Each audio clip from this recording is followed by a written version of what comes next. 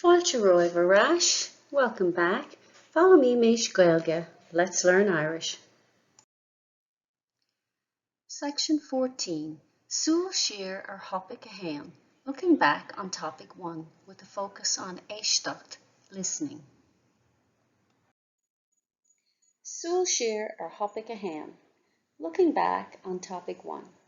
Ag Bualadh duine, Eoracha a náid go dtí a 10, a chuir tú féin in aithne.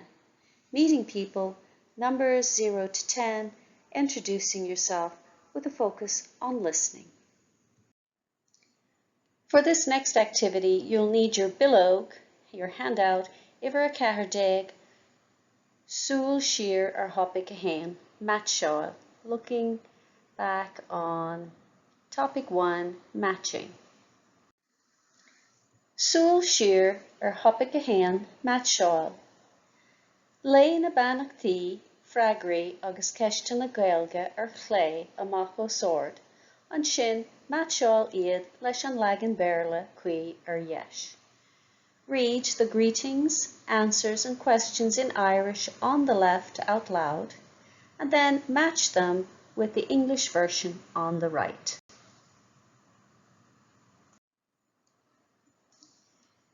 Buíoch, Cahardeg, Súil siar Eorpach a hain, éisteacht. Looking back on topic 1, listening. Súil siar Eorpach a hain, éisteacht.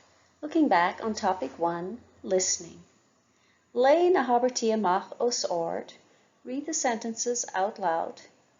Éis leis an mír agus chuir tic leis an bhreagra is orúnaí do gach Albert.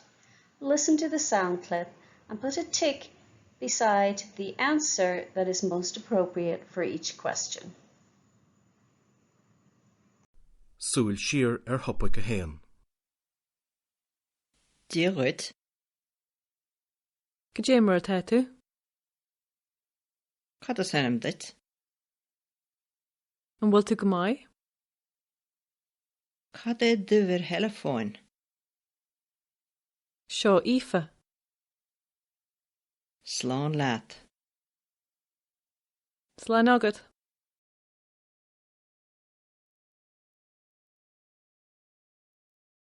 Súil siar Eorpach a hain.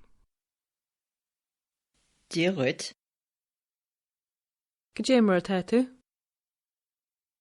Cad is enam dit? An bhfuil tú go maith? Cad é duibhir telefón? Seo Aoife. Slán leat. Slán agad.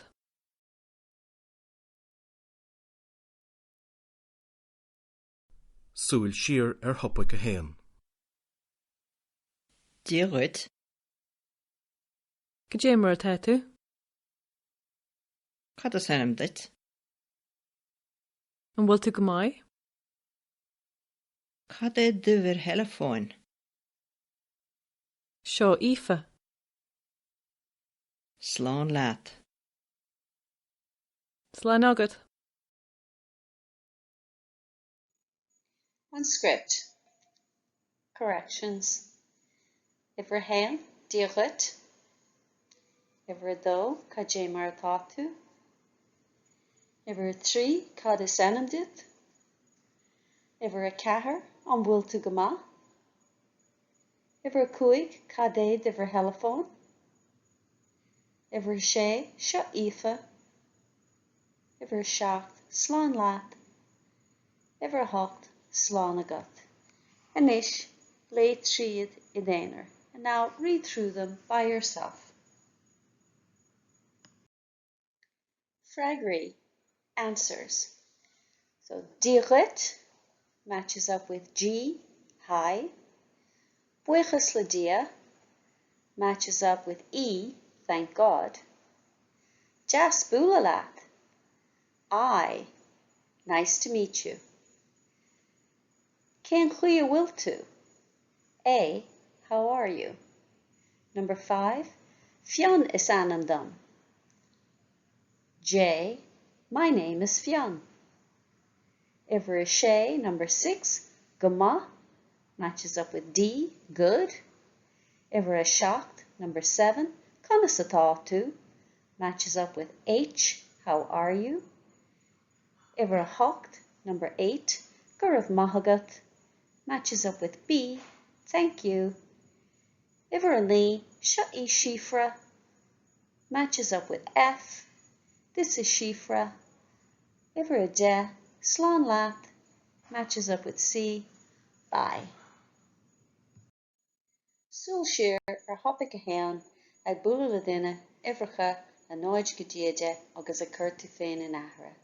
Looking back on topic 1, meeting people, number 0 to 10, and introducing yourself. Lecture notes and worksheets to accompany the course are available, along with audio files and links to Quizlet flashcards and study tools.